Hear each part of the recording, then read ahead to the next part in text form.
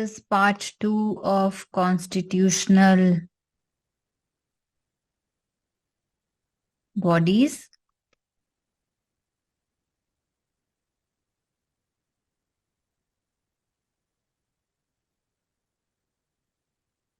इसमें हम करेंगे finance commission, GST council, national commission for एससीज, नेशनल कमीशन फॉर एसटीज और national commission for backward classes. तो अभी let's begin with finance commission. Finance commission की फंक्शंस पे एक डायरेक्ट क्वेश्चन है, मेंस में आ चुका है। तो किसी भी कॉन्स्टिट्यूशनल बॉडीज के ऊपर मेंस में डायरेक्ट क्वेश्चन आ सकता है। आर्टिकल 280 है कॉन्स्टिट्यूशन का, जो प्रोवाइड करता है फाइनेंस कमीशन को as a quasi judicial body. कासी जुडिशियल का मतलब हम कर चुके हैं। कासी, जब भी वर्ड कासी यूज होता है तो उसका मतलब होता है लाइक, सिमिलर। इससे पहली कौन सी थी कासी जुडिशियल बॉडी जो हमने की थी? Election commission. क्योंकि इलेक्शन कमीशन कोई भी डिस्प्यूट्स जो इलेक्शन से रिलेटेड है, सिंबल से रिलेटेड, अलॉटमेंट ऑफ सिंबल से रिलेटेड, तो डिस्प्यूट्स एजुडिकेट करती है।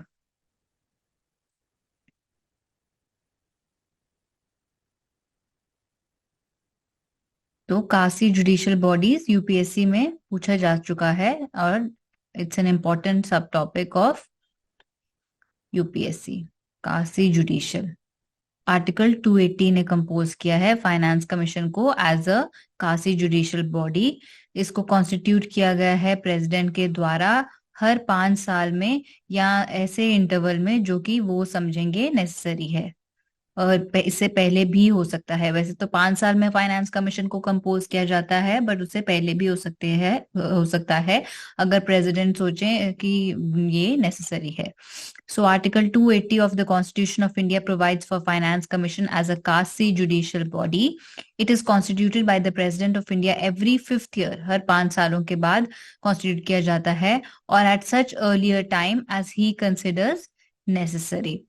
इसकी कॉम्पोजिशन क्या है? इसमें एक चेयरमैन होते हैं और 4 other members. Chairman plus 4 other members, जिनको अपॉइंट कौन करते हैं? प्रेसिडेंट।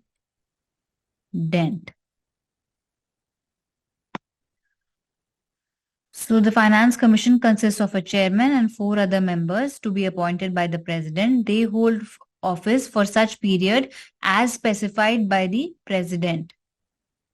तो ऑफिस उनका प्लेजर ऑफ द प्रेसिडेंट।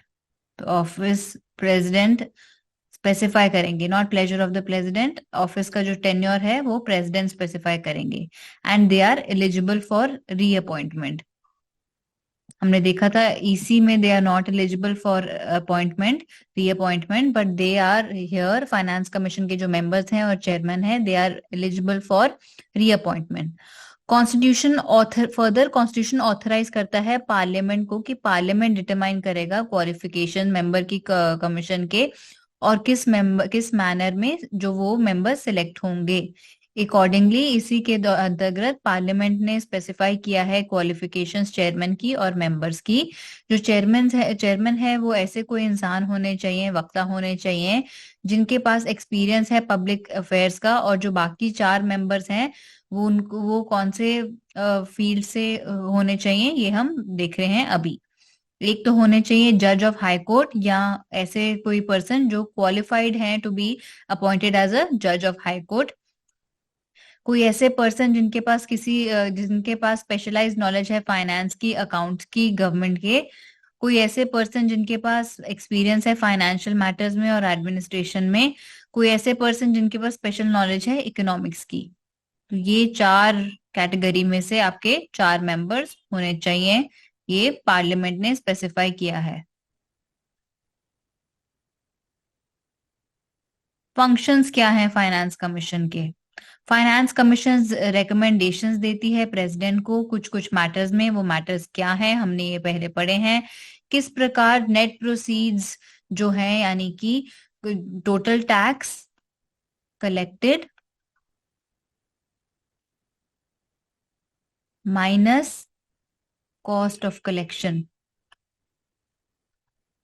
इसको हम बोलते हैं नेट प्रोसीड्स। तो ये नेट प्रोसीड्स किस प्रकार शेयर होंगे? सेंटर एंड स्टेट्स के बीच में, एंड स्टेट्स के बीच में, डिफरेंट स्टेट्स के बीच में कैसे एलोकेट होंगे शेयर्स नेट प्रोसीड्स के?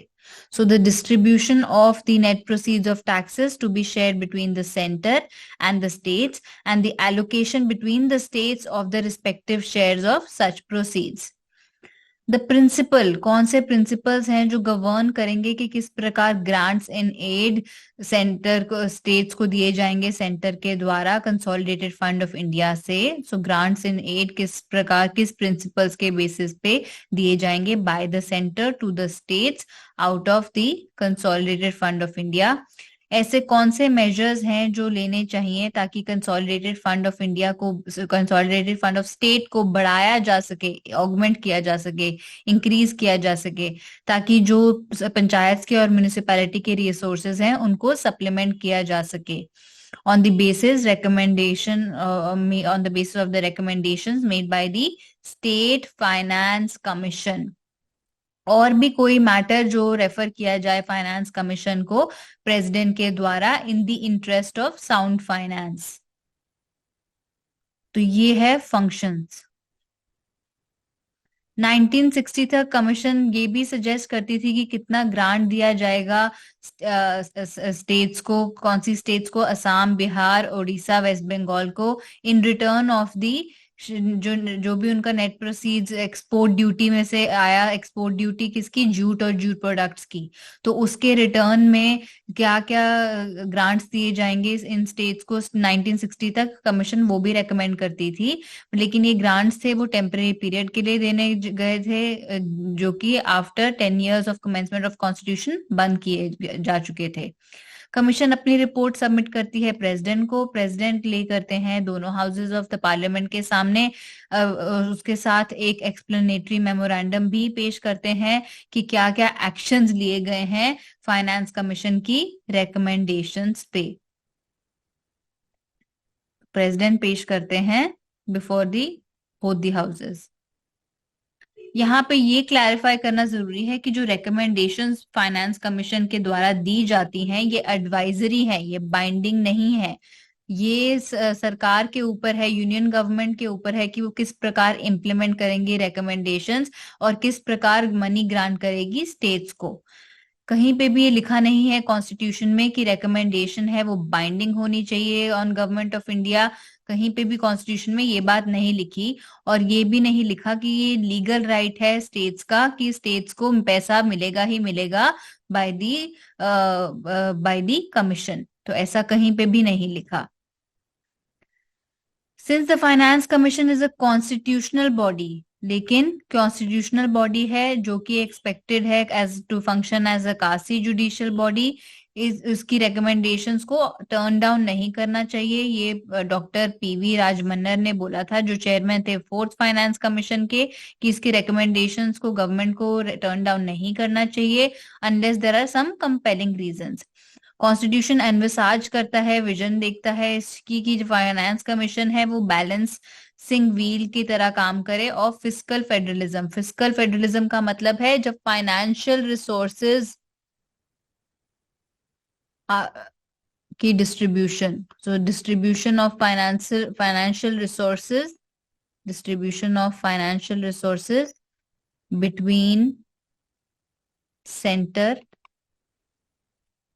and its units. So distribution of financial resources. That is what is fiscal federalism. It is a component of federalism.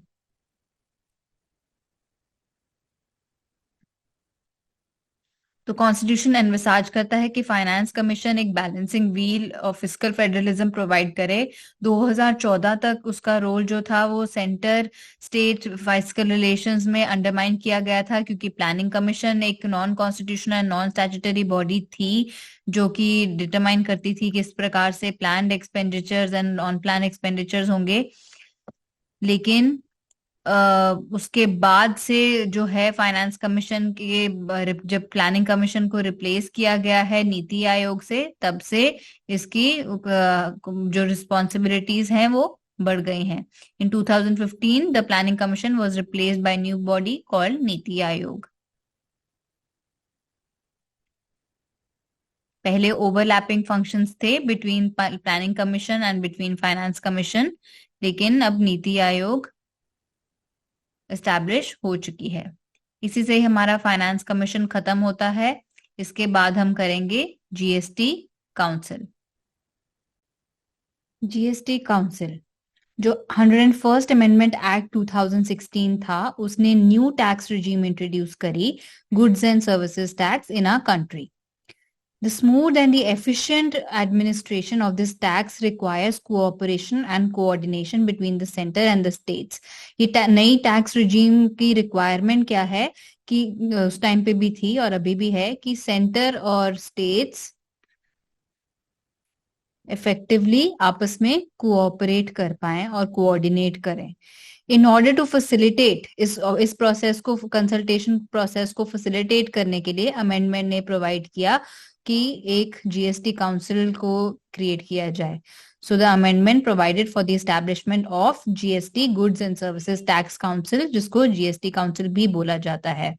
Amendment ने एक कॉन्स्टिट्यूशन में एक नया आर्टिकल इंसर्ट किया, आर्टिकल 279A। इस आर्टिकल के दौरान अंतर्गत प्रेसिडेंट के पास पावर थी कि प्रेसिडेंट कॉन्स्टिट्यूट करेंगे GST council by an order, और फिर प्रेसिडेंट ने इशू किया ऑर्डर 2016 में और कॉन्स्टिट्यूट किया काउंसिल को। जो सेक्रेटेरिएट है काउंसिल का वो लोकेटेड है न्यू दिल्ली में, और यूनियन रेवेन्यू सेक्रेटरी हैं इनके एक्स ऑफिशियो सेक्रेटरी। सो 2016 विजन और मिशन क्या है काउंसिल का? काउंसिल का है कि जो पूरा स्ट्रक्चर है जीएसटी का उसको हार्मोनाइज करना और एक हार्मोनाइज नेशनल मार्केट बनाना गुड्स एंड सर्विसेज के लिए। Council has to determine the procedure in the performance of its functions, कि किस प्रकार वो परफॉर्म करेंगे अपने फंक्शंस, ये भी काउंसिल डिसाइड करेगा।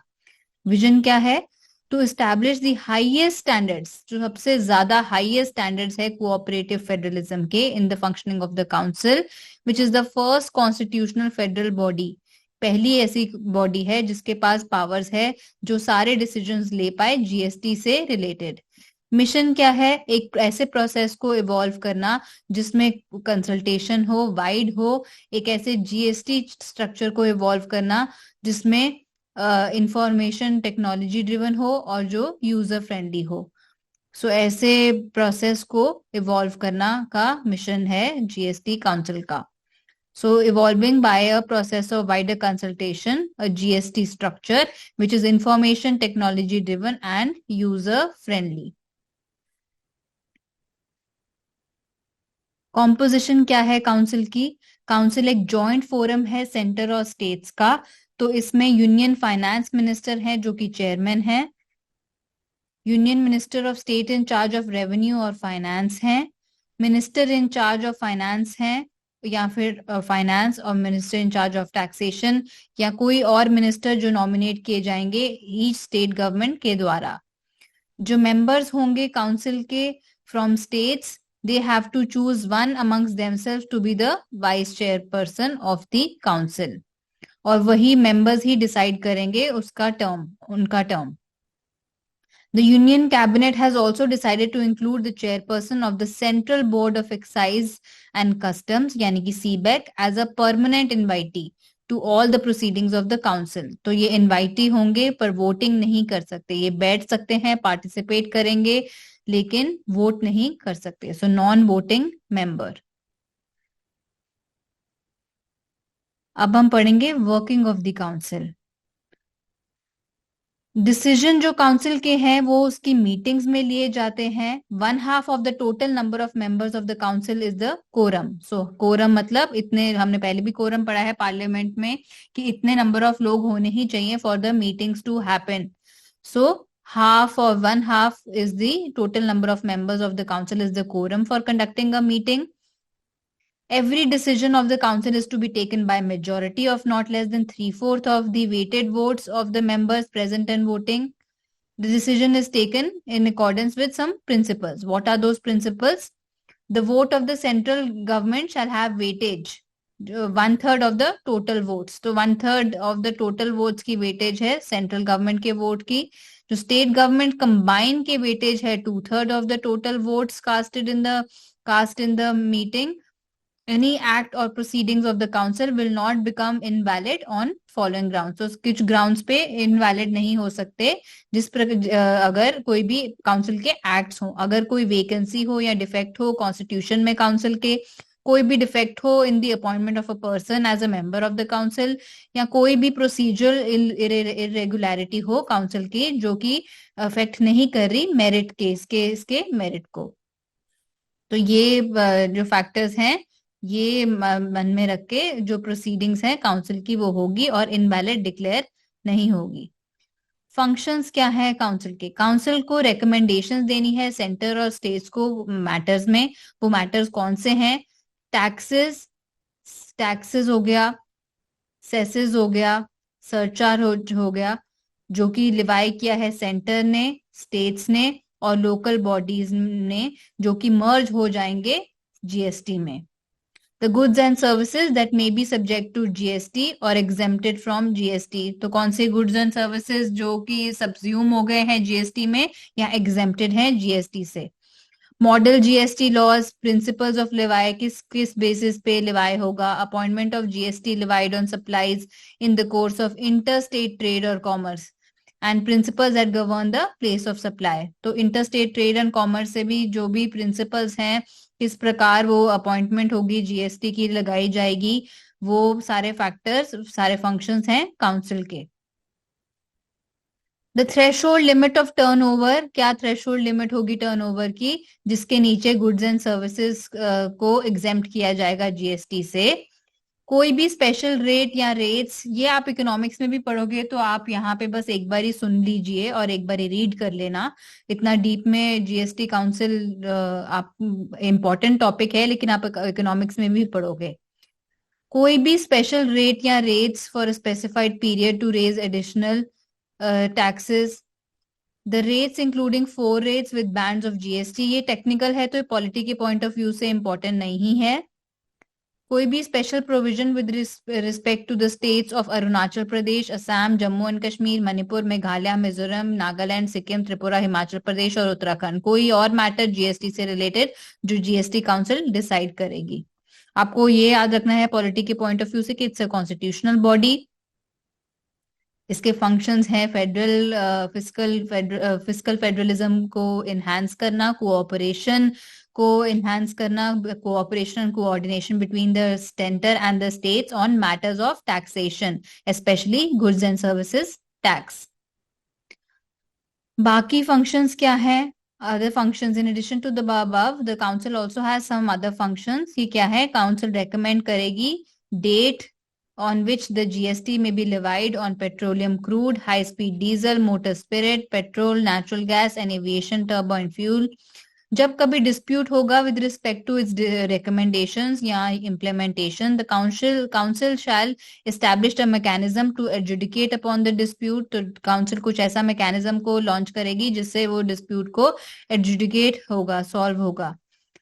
Between the center and upon the dispute between the center and one or more states, between the center and any state and states on one side and one or more states on the other side, between 2 or more states. तो कोई भी अगर implementation से related या उसकी recommendation से related dispute होंगे जो सेंटर के स्टेट्स के बीच में या स्टेट्स के बीच में, तो वो काउंसिल एजुडिकेट करेगा. काउंसिल रेकमेंड करेगा कॉम्पनसेशन टू द स्टेट्स कि कितना कॉम्पनसेशन जाना चाहिए फॉर लॉस ऑफ रेवेन्यू, जो कि क्योंकि इंट्रोडक्शन ऑफ जीएसटी के कारण जो स्टेट्स को लॉस ऑफ रेवेन्यू हुआ तो काउंसिल डिसाइड करेगी उतना compensation for a period of 5 years. Based on the recommendation, the parliament determines the compensation. Accordingly, the parliament enacted the law in 2017. तो council recommend करेगी.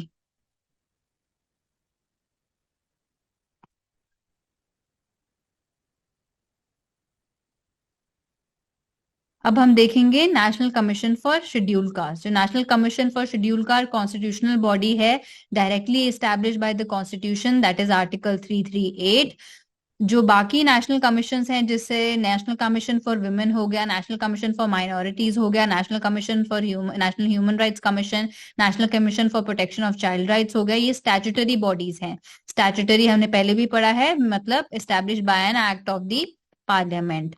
जब हम कॉन्स्टिट्यूशनल बोलते हैं तो एस्टैब्लिश्ड बाय द कॉन्स्टिट्यूशन है, और स्टैट्यूटरी मतलब establish by an act of the parliament. तो बाकी जो नेशनल कमीशन हैं वो नेशनल कमीशन फॉर एससीज, STs and national commission for BCs, backward classes, ये तीनों नेशनल कमीशन हैं जो कॉन्स्टिट्यूशनल है, कॉन्स्टिट्यूशनल बॉडीज हैं। इसके अलावा जो नेशनल कमीशन बाकी हैं वो है स्टैट्यूटरी बॉडीज। फंक्शंस क्या है national commission for scheduled cast के? इन्वेस्टिगेट करना और मॉनिटर करना जो भी सारे मैटर्स हैं जो रिलेटेड हैं टू द कॉन्स्टिट्यूशन एंड जो कॉन्स्टिट्यूशन ने और लीगल सेफगार्ड्स प्रोवाइड किए गए हैं शेड्यूल कास्ट को, तो उसको इवेल्युएट करना, उसकी वर्किंग को, जो भी मैटर्स हैं उसको इन्वेस्टिगेट करना और मॉनिटर करना, इंक्वायर करना, कोई अगर स्पेसिफिक कंप्लेन्स हो, अगर राइट्स और सेफगार्ड्स एससीज के डिप्राइव हो तो उससे रिलेटेड अगर कंप्लेन हो तो उस मैटर में इंक्वायर करना, पार्टिसिपेट करना और एडवाइस करना ऑन द प्लानिंग प्रोसेस जो कि सोशियो इकोनॉमिक डेवलपमेंट एससीज की और उनसे रिलेटेड हो, और इवेलुएट करना प्रोग्रेस की किस प्रकार उनकी डेवलपमेंट हो रही है अंडर द यूनियन और द स्टेट। प्रेजेंट करना प्रेसिडेंट को एनुअली, या प्रेसिडेंट अगर किसी और टाइम पे मांगे कि क्या वर्किंग है, किस प्रकार वर्किंग हो रही है ये सेफ गार्ड्स की, जो भी constitution and legal safe guards provide किए गए हैं,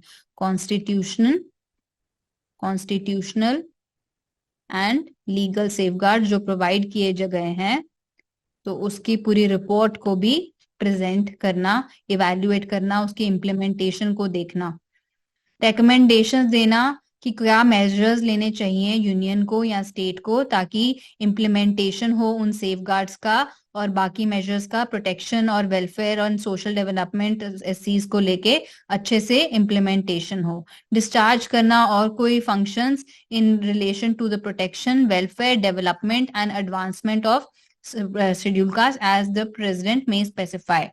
तो ये है, तो बेसिकली जिस्ट में अगर करना है तो जिस्ट में ये है कि कॉन्स्टिट्यूशनल बॉडी है, और शेड्यूल कास्ट को जो कॉन्स्टिट्यूशन और लीगल सेफगार्ड्स प्रोवाइड किए गए हैं उसकी इम्प्लीमेंटेशन देखना, उसके कंप्लेन्स में इंक्वायरी करना और स्ट्रेंथन करना कि कैसे ये लीगल सेफगार्ड्स अच्छे से इम्प्लीमेंट हो सकते हैं। Report of the commission. Commission अपनी एनुअल रिपोर्ट प्रेसिडेंट को प्रेजेंट करेंगे। वो उससे पहले भी अगर प्रेसिडेंट नेसेसरी माने तो उससे पहले भी प्रेजेंट कर सकते हैं। प्रेसिडेंट की जो इतनी सारी रिपोर्ट है वो पार्लियामेंट के सामने प्रेजेंट करते हैं अलोंग विद द मेमोरेंडम, जो कि एक्सप्लेन करता है कि क्या क्या एक्शन लिए गए हैं on the recommendations made by the commission. Memorandum को, और मेमोरेंडम में ये भी एक स्टेटमेंट होना चाहिए कि रीजंस, अगर जो कुछ रिकमेंडेशंस को एक्सेप्ट नहीं किया गया तो उसके क्या रीजंस थे वो भी मेमोरेंडम इंक्लूड करेगा। प्रेसिडेंट फॉरवर्ड करते हैं कोई भी रिपोर्ट ऑफ द कमीशन जो कि स्टेट गवर्नमेंट से रिलेटेड है to the state governor. Governor place करते हैं स्टेट लेजिस्लेचर में, और again same along with the memorandum जो कि एक्सप्लेन करेगा कि क्या क्या एक्शंस लिए गए हैं और क्या कारण है जो एक्शंस नहीं लिए गए रिकमेंडेशंस पे।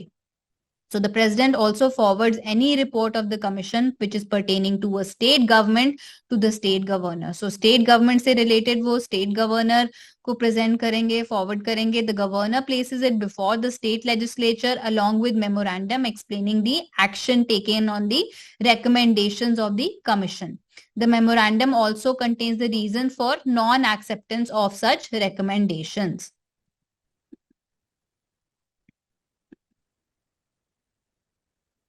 Powers of the commission.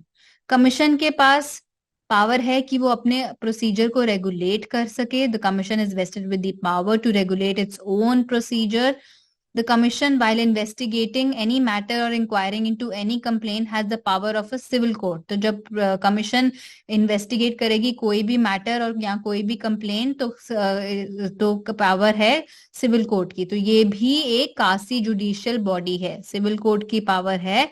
और वो ट्राई कर सकती है कोई suit in respect to the following matter, जैसे समन कर सकती है, बुला सकती है, इन्फोर्स कर सकती है attendance of any person from any part of India examining him on oath, examine कर सकती है, रिक्वायर कर सकती है discovery and production of any document, receive कर सकती है एफिडेविट एविडेंस ऑन एफिडेविट्स, रिक्विजन कर सकती है कोई भी public record from any court और ऑफिस, इशू कर सकती है summons for the examination of witness and documents, या कोई भी और मैटर जो प्रेसिडेंट डिटरमाइन करे। Central government and state government जरूरी है कि वो दोनों कंसल्ट करें कमीशन को with respect to all the major policy matters जो एससीज को अफेक्ट करती है। Commission is also required to discharge similar functions with regard to ये प्रोविजन अब है नहीं with respect to Anglo Indian, क्योंकि हमारी एंग्लो इंडियन कम्युनिटी अब नहीं, हमने रिजर्वेशन इसकी नहीं है एनीमोर। सो ये प्रोविजन अब नहीं है। ये अगर आपने पढ़ा है कहीं पे, जैसे इस स्लाइड में भी है, तो वैसे अगर बुक्स में भी होगा तो ये प्रोविजन अब नहीं है। 2018 तक commission was also required to discharge similar functions with regard to other backward classes, लेकिन ये इसको रिस्पॉन्सिबिलिटी ये 2018 तक की थी। It was relieved of the responsibility by 102nd amendment act 2018। तो ये कासी जुडिशियल बॉडी की तरह भी फंक्शन करती है, एविडेंसेस बुला सकती है, विटनेस बुला सकती है, पब्लिक रिकॉर्ड देख सकती है, कोई भी फ्रॉम एनी कोर्ट और ऑफिस समन कर सकती है, एग्जामिनेशन ऑफ विटनेस।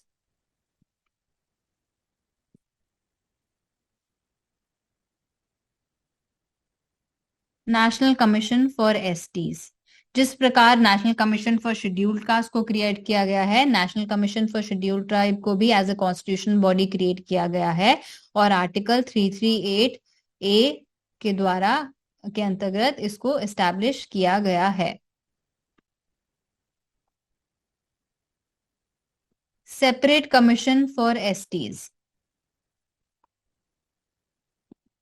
जो नेशनल कमीशन फॉर एससीज एंड एसटीज, ये दोनों को क्रिएट किया गया after the 65th constitution amendment act 1990। Commission को एस्टैब्लिश किया गया था under article 338 of the constitution, और कमीशन का ऑब्जेक्टिव था कि वो मॉनिटर करेंगे सारे सेफगार्ड जो कि प्रोवाइड किए गए हैं एससीज और एसटीज को कॉन्स्टिट्यूशन या किसी और लॉ के अंतर्गत। जोग्राफिकली और कल्चरली जो एसटीज हैं वो अलग हैं एससी से, और उनकी प्रॉब्लम्स भी डिफरेंट है एससी से। 1999 में एक नई मिनिस्ट्री ऑफ ट्राइबल अफेयर्स को क्रिएट किया गया था, ताकि जो कि to provide a sharp focus, ताकि सारा फोकस वेलफेयर और डेवलपमेंट ऑफ एसटीज में हो। मिनिस्ट्री का फोकस मिनिस्ट्री सेंट्रिक हो शेड्यूल्ड ट्राइब से। नेसेसरी माना गया, जरूरतमंद था उस टाइम पे कि जो मिनिस्ट्री ऑफ ट्राइबल अफेयर्स है वो कोऑर्डिनेट करे सारी एक्टिविटीज जो एसटी से रिलेटेड है, क्योंकि जो ministry of social justice and empowerment थी तो उसके लिए सब फीजिबल नहीं था। इसीलिए to safeguard the interest of STs more effectively proposal आया कि एक separate commission for STs create करा जाए, बाइफरकेट करके, जो नेशनल कमीशन फॉर एसटीज और एसटीज थी। तो इसीलिए ये किया गया 89th कॉन्स्टिट्यूशनल अमेंडमेंट एक्ट के द्वारा। तो कुछ अमेंडमेंट एक्ट्स इंपॉर्टेंट हैं, तो आप ये याद रखना कि 89th कॉन्स्टिट्यूशनल अमेंडमेंट एक्ट के द्वारा इसको क्रिएट किया गया। और ये एक्ट ने अमेंड किया आर्टिकल 338 और इंसर्ट किया नया आर्टिकल, उसमें आर्टिकल 338 ए। सेपरेट नेशनल कमीशन को क्रिएट किया गया 2004 में। उसमें एक चेयरपर्सन है, एक वाइस चेयरपर्सन है और 3 मेंबर्स हैं। प्रेसिडेंट अपॉइंट करते हैं under his warrant and seal. The conditions of service और टेन्योर ऑफ ऑफिस भी प्रेसिडेंट डिटरमाइन करते हैं। फंक्शंस क्या हैं कमीशन के? कमीशन इन्वेस्टिगेट करेगी, मॉनिटर करेगी सारे मैटर्स जो कॉन्स्टिट्यूशनल और लीगल सेफगार्ड्स फॉर एसटी से रिलेटेड है और उनकी वर्किंग को इवैल्यूएट करेगी। स्पेसिफिक कंप्लेंट्स हो, अगर अगर एसटीज को डिप्राइव किया जाए उनके राइट से, उनके सेफगार्ड से, तो कुछ कंप्लेंट्स हो तो उन कंप्लेंट्स में इंक्वायर करेगी। पार्ट सिमिलर है जो हमने पढ़ा है रिलेटेड फंक्शंस एससी के। सो पार्टिसिपेट करेगी, एडवाइस करेगी ऑन द प्लानिंग प्रोसेस, ताकि उनका सोशो इकोनॉमिक डेवलपमेंट हो एसटीज का, और उनकी प्रोग्रेस किस प्रकार हो रही है अंडर द यूनियन और अंडर द स्टेट, इसका इवैल्यूएशन अच्छे से हो। प्रेजेंट करेगी प्रेसिडेंट को एनुअली या किसी और टाइम पे भी, अगर प्रेसिडेंट उसको फिट माने, रिपोर्ट्स कि किस प्रकार जो सेफगार्ड्स है वो उसकी फंक्शनिंग हो रही है। रिकमेंडेशंस देगी कि किस प्रकार मेजर्स लेने चाहिए यूनियन और स्टेट गवर्नमेंट के द्वारा, ताकि जो सेफगार्ड्स हैं, constitutional safeguards, legal safeguards for protection and welfare and socio economic development of STs, किस प्रकार उनकी इम्प्लीमेंटेशन इफेक्टिवली हो। डिस्चार्ज करेगी functions in relation to the protection, welfare and development. तो की 3 वर्ड्स आपको याद रखने हैं, protection, welfare and development, socio economic development. ये वाले पॉइंट्स आपके लिए एसेज में भी काम आते हैं और सोशल जस्टिस में भी काम आएंगे, तो आप इसको इसलिए कुछ कीवर्ड्स याद रखिए।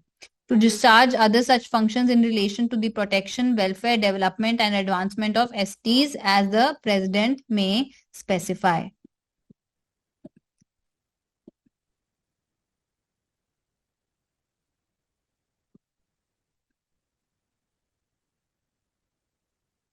कमीशन प्रेजेंट करेगी एनुअल रिपोर्ट प्रेसिडेंट को, सबमिट करेगी रिपोर्ट, या जब भी प्रेसिडेंट, जब भी कमीशन डिसाइड सोचे कि नेसेसरी है, प्रेसिडेंट ये सारी रिपोर्ट पार्लियामेंट के सामने रखेंगे और मेमोरेंडम रखेंगे साथ में कि क्या क्या एक्शन लिए गए हैं, और एक मेमोरेंडम होगा रीजंस का, अगर एक्शंस नहीं लिए गए रिकमेंडेशंस पे तो वो भी मेमोरेंडम होगा। प्रेसिडेंट फॉरवर्ड करेंगे रिपोर्ट कमीशन, अगर कोई स्टेट से रिलेटेड है स्टेट गवर्नर को, गवर्नर प्लेस करेंगे स्टेट लेजिस्लेचर के सामने, और स्टेट लेजिस्लेचर के रिपोर्ट के साथ मेमोरेंडम होगा explaining actions taken and explaining the reasons why actions have not been taken. कुछ अदर फंक्शंस भी है जो 2005 में प्रेसिडेंट ने स्पेसिफाई करे in relation to the protection, welfare and development of the advancement of scheduled tribes. वो क्या है, मेजर्स, जो measures to be taken over conferring ownership rights. तो क्या मेजर्स लेने चाहिए जब ownership rights in respect of minor forest produce two एससीज लिविंग इन फॉरेस्ट एरियाज। तो क्या मेजर्स लेने चाहिए जब ओनरशिप राइट्स कॉन्फर किए जाएं एसटीज को जो कि फॉरेस्ट एरियाज में रह रहे हैं, over their right on minor forest produce. क्या मेजर्स लेने चाहिए to safeguard the rights of tribal communities over mineral resources, water resources etcetera as per the law. क्या मेजर्स लेने चाहिए for development of tribals and to work for more viable livelihood strategies. क्या measures लेने चाहिए to improve the efficacy of relief and rehabilitation measures. तो कोई भी relief और रिहैब मेजर्स हो ट्राइबल ग्रुप्स के, अगर उनको डिस्प्लेस किया जाए किसी डेवलपमेंट प्रोजेक्ट के कारण, तो क्या वो वाले सारे मेजर्स भी कमीशन देखेगी। मेजर्स क्या लेने चाहिए ताकि उनको, ट्राइबल लोगों को अपने लैंड से एलियनेट ना किया जाए, ताकि उनको अच्छे से रिहैबिलिटेट किया जाए जहां पे एलियनेशन हो गई है। क्या मेजर्स लेने चाहिए ये एक्सपोज करने के लिए कि मैक्सिमम कोऑपरेशन हो, इन्वॉल्वमेंट हो ट्राइबल कम्युनिटीज का वो अपने फॉरेस्ट को प्रोटेक्ट करने में और सोशल एफॉरेस्टेशन को अंडरटेक करने में। क्या मेजर्स लेने चाहिए ताकि फुल इम्प्लीमेंटेशन हो provisions of the PESA, extend provision of panchayat, ताकि इम्प्लीमेंटेशन हो provision panchayat extension to the scheduled areas act का। तो पेसा के प्रोविजंस को इम्प्लीमेंट हो तो उसके लिए क्या मेजर्स लेने चाहिए, और क्या मेजर्स लेने चाहिए to reduce and ultimately eliminate, इसको कम करें और एलिमिनेट कर दें practice of shifting cultivation by tribals, क्योंकि ये उनके डिस्प्लेसमेंट को, कंटिन्यूस उनके डेग्रेडेशन ऑफ लैंड, एक तो लैंड भी खराब करता है, it leads to their disempowerment, continuous disempowerment और उनके degradation of land and environment.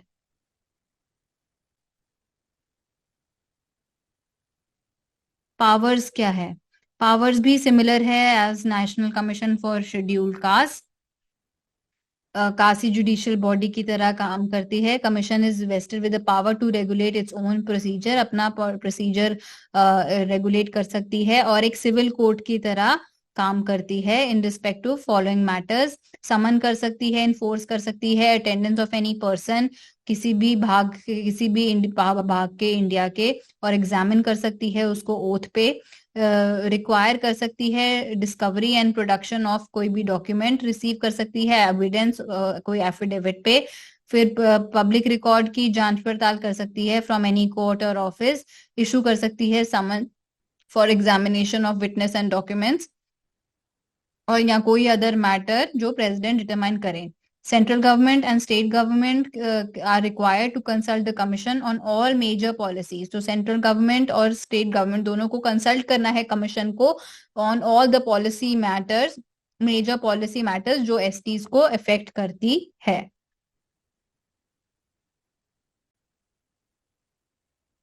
National commission for backward classes establish कैसे और कब हुआ कमीशन?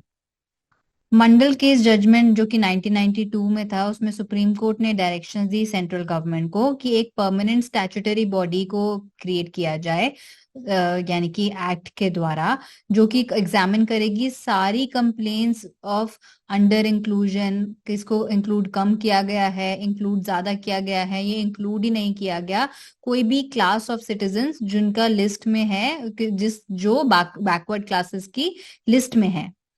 इसी के मुताबिक, इसी के अंतर्गत national commission for backward classes को स्टैब्लिश किया गया 1993 में।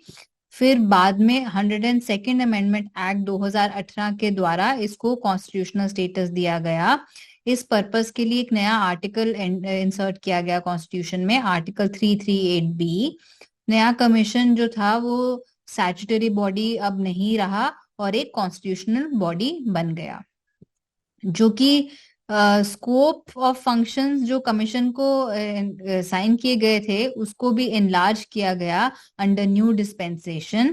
ये इसलिए किया गया क्योंकि ताकि जो इंटरेस्ट है सोशली और एजुकेशनल बैकवर्ड क्लासेस के, उनके इंटरेस्ट को अच्छे से सेफगार्ड हो पाए। So this was done in order to safeguard the interest of socially and economically backward classes more effectively. The constitutional status of new commission is at par, क्योंकि ये जो नया कमीशन बना, ये इसको एक कॉन्स्टिट्यूशनल बॉडी इसको बना रहा है at par with national commission for scheduled caste and national commission for scheduled tribes. Commission में एक चेयरपर्सन, वाइस चेयरपर्सन और 3 अदर मेंबर्स हैं। ये प्रेसिडेंट अपॉइंट करेंगे और इनके कंडीशंस ऑफ सर्विस और टेन्योर भी प्रेसिडेंट डिटरमाइन करेंगे। फंक्शंस क्या होंगे national commission for backward classes के? इन्वेस्टिगेट करना, मॉनिटर करना जितने भी सारे मैटर्स है related to constitutional and other legal safeguards for the socially and educationally. तो सोशली बाकी सब सिमिलर है नेशनल कमीशन से, एससीज एंड एसटी से, और यहाँ पे डिफरेंस क्या है, किसके लिए हो रहा है? जो हो रहा है socially and educationally backward classes, और उसकी वर्किंग को इवैल्यूएट करना, इंक्वायर करना अगर कोई भी कंप्लेंट्स हो कि सोशली और एजुकेशनली बैकवर्ड क्लासेस को राइट्स नहीं मिल रहे या जो सेफगार्ड्स हैं वो नहीं मिल रहे, तो उससे रिलेटेड कंप्लेंट्स में इंक्वायर करना। पार्टिसिपेट करना, एडवाइस करना on the socio economic development of the socially and educational backward classes, और उनकी प्रोग्रेस को इवैल्यूएट करना, प्रोग्रेस ऑफ द डेवलपमेंट की किस प्रकार सेंटर और स्टेट्स के अंडर उनकी प्रोग्रेस हो रही है, उनकी डेवलपमेंट हो रही है। प्रेसिडेंट को सबमिट करना एनुअली, या उस जब भी वो सोचे कि फिट है, मतलब जब भी वो सोचे कि it's necessary, reports on the working of the safeguards. फिर रिकमेंडेशन देना, ये बिल्कुल सेम है, आप बस socially and educationally backward he different है वर्ड, बाकी बिल्कुल एग्जैक्टली फंक्शन सेम है। So to make recommendations as to the measures that should be taken, तो क्या मेजर्स लेने चाहिए यूनियन गवर्नमेंट के द्वारा या स्टेट गवर्नमेंट के द्वारा, ताकि जो सेफगार्ड दिए गए हैं, मेजर्स दिए गए हैं जिसमें education, socially and educational backwards के राइट्स को, कि उनको प्रोटेक्शन मिले, वेलफेयर उनका हो, उनका सोशियो इकोनॉमिक डेवलपमेंट हो, तो जौन से सेफगार्ड दिए गए हैं किसी लॉ के द्वारा, लीगल सेफगार्ड या कॉन्स्टिट्यूशनल सेफगार्ड्स, उनका अच्छे से इम्प्लीमेंटेशन हो, उससे रिलेटेड रिकमेंडेशंस देना। डिस्चार्ज करना फंक्शंस को in relation to the protection, welfare, development and advancement of the socially and economic educationally backward classes as the president may specify.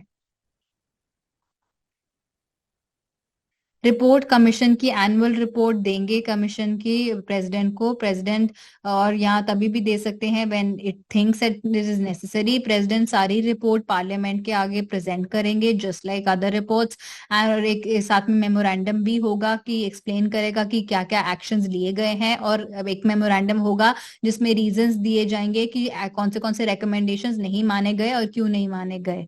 President forward करेंगे कोई भी स्टेट से रिलेटेड रिपोर्ट कमीशन की state governor को, governor present करेंगे वो state legislature के सामने। एक मेमोरेंडम भी प्रेजेंट होगा जिसमें एक्सप्लेन होगा कि क्या क्या एक्शंस लिए गए हैं और क्या क्या एक्शंस और कौन से एक्शंस जो नहीं लिए गए उसके कारण क्या हैं। तो ये दोनों मेमोरेंडम साथ में ही प्रेजेंट होगी, just like schedule national commission for scheduled caste and scheduled tribes.